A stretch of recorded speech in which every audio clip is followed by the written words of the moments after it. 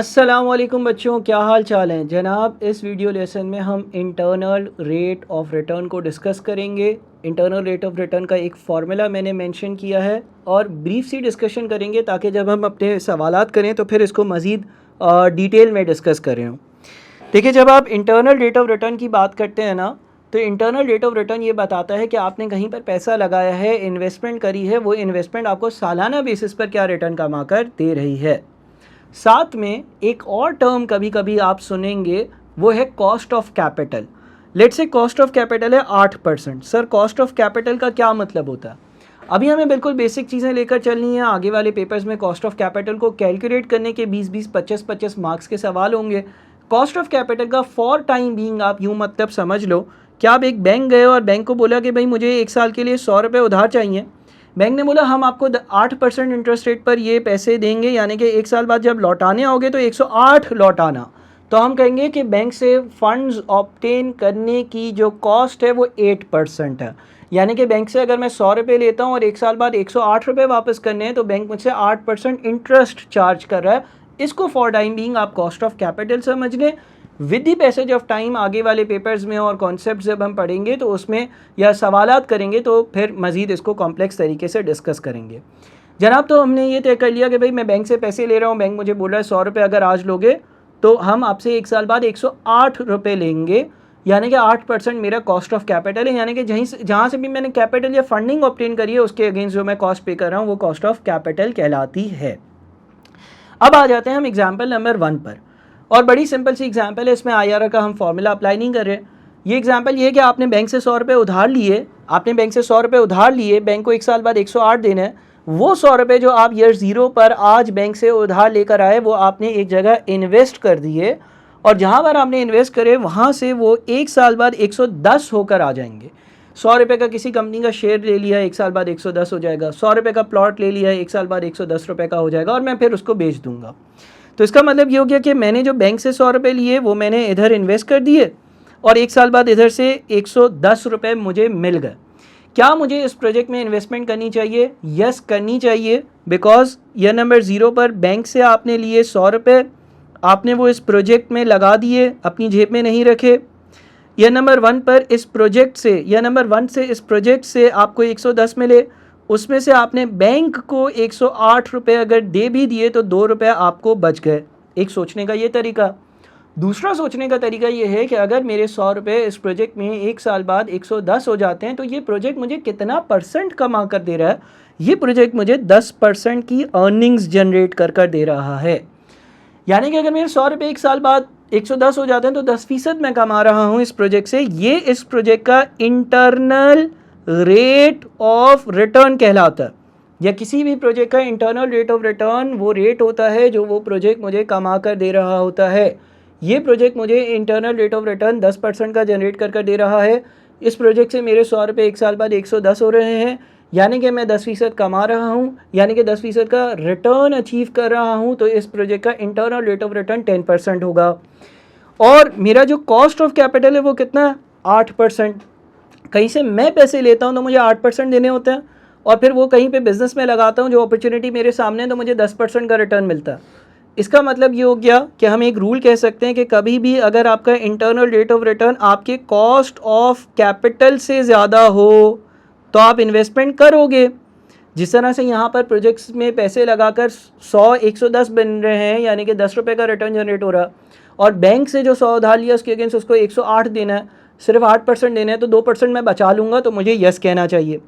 और अगर internal rate of return less than cost of capital हो, मिसाल के तौर पे बैंक बोले हम तो आपको 12% पर उधार देंगे, तो आप उस प्रोजेक्ट में इन्वेस्टमेंट नहीं करोगे।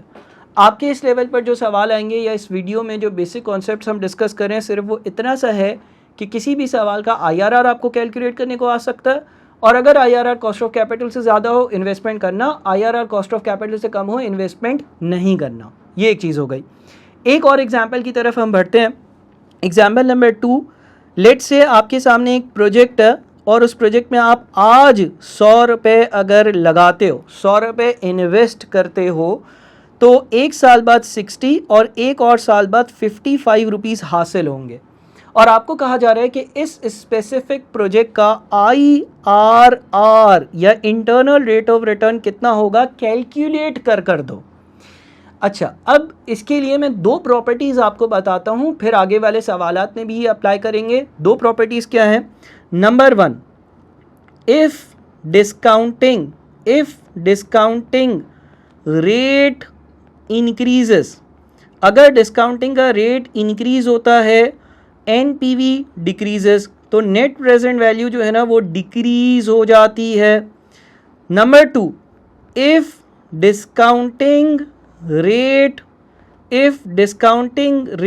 डिक्रीजेस, अगर डिस्काउंटिंग का रेट डिक्रीज हो जाता है, NPV इंक्रीजेस, NPV जो है ना वो इंक्रीज हो जाती है।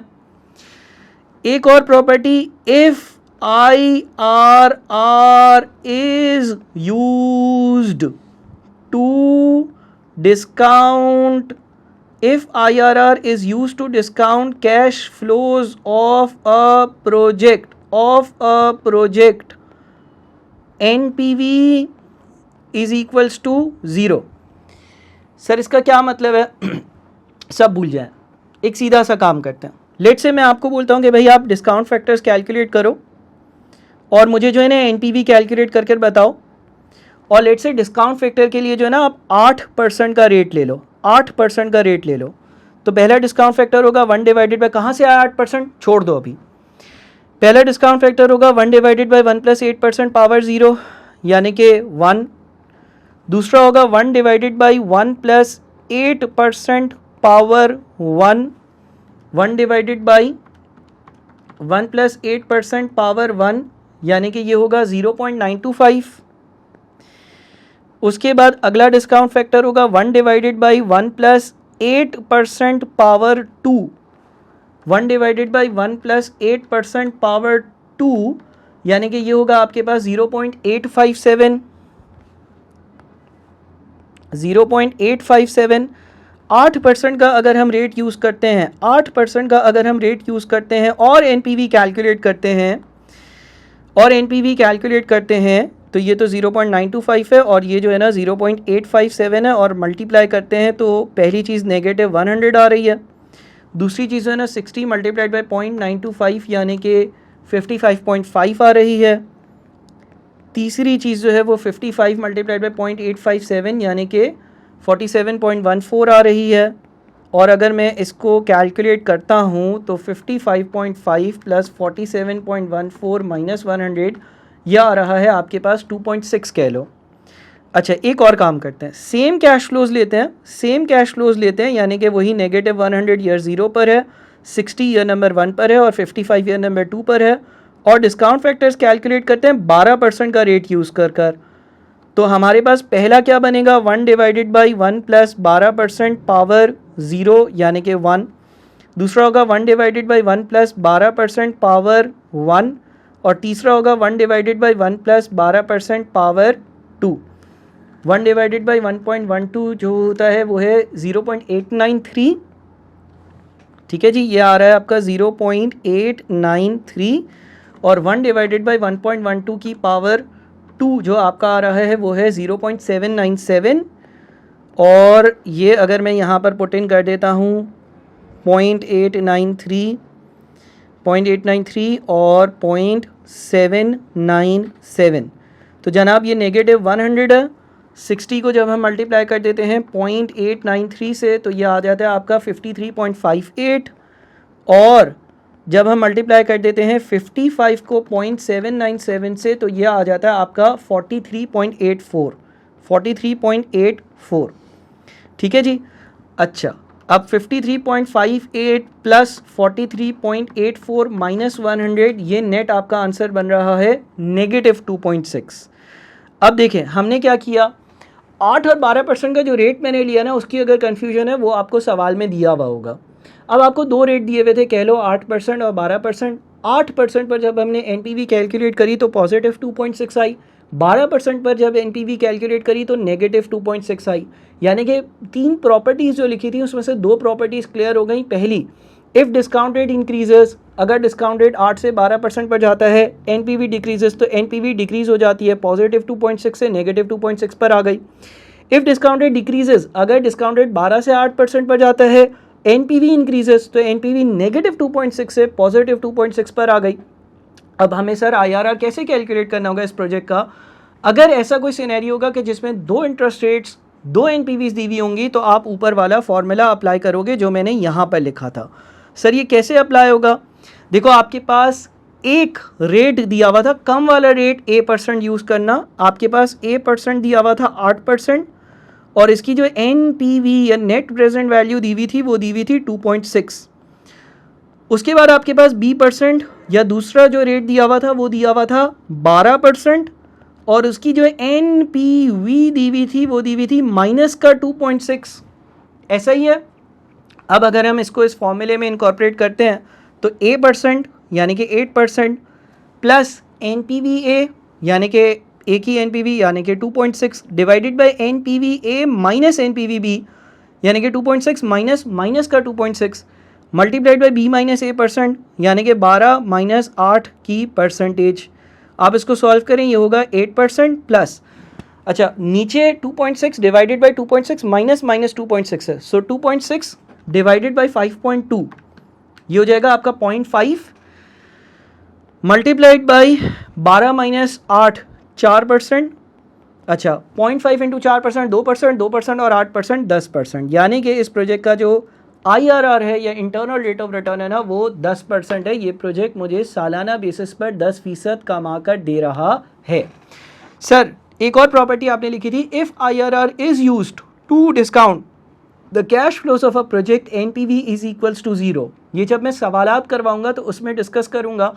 वैसे चलें यहाँ पर कर भी देता हूँ, और फिर इससे एक और चीज़ भी सामने आएगी, वो हम जब सवालात करेंगे उसमें डिस्कस करेंगे। वैसे तो आपको फॉर्मूला अप्लाई करना आना चाहिए था, वो मैंने आपको सिखाया। लेकिन अगर लेट से यही कैश फ्लोज जो हमारे पास हैं, अगर ये IRR वाले रेट से डिस्काउंट कर रहे होते हम, यानी कि 10% के डिस्काउंट फैक्टर्स लेते जो कि 1 आता है, 0.909 आता है और 0.826 आता है, और NPV कैलकुलेट करते तो ये नेगेटिव 100 होता।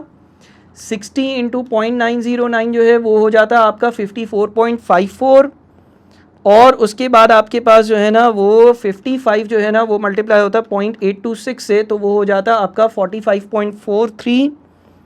और अगर आप इसको सॉल्व करते हैं, देखें आपका आंसर 0 आ रहा है, 54.54 प्लस 45.43 माइनस 100 नियर टू 0 आ रहा है, राउंडिंग ऑफ की वजह से थोड़ा सा एरर है। तो ये प्रॉपर्टी ये थी कि अगर इंटरनल रेट ऑफ रिटर्न वाली परसेंटेज से NPV कैलकुलेट कभी करी जाए तो NPV कितनी आएगी। इस वीडियो को 2-3 बार एटलीस्ट देखें, IRR का फॉर्मूला अप्लाई करना सीखें। कुछ बातें यहाँ पर समझ आएंगी, कुछ बातें बाद में समझ आएंगी, कोई मसले की बात नहीं है। प्रैक्टिस के साथ साथ इंशाल्लाह बहुत सारी चीज़ें इंप्रूव होने वाली हैं। अपना बहुत ख्याल रखिएगा। Thank you so much. अल्लाह हाफ़िज़।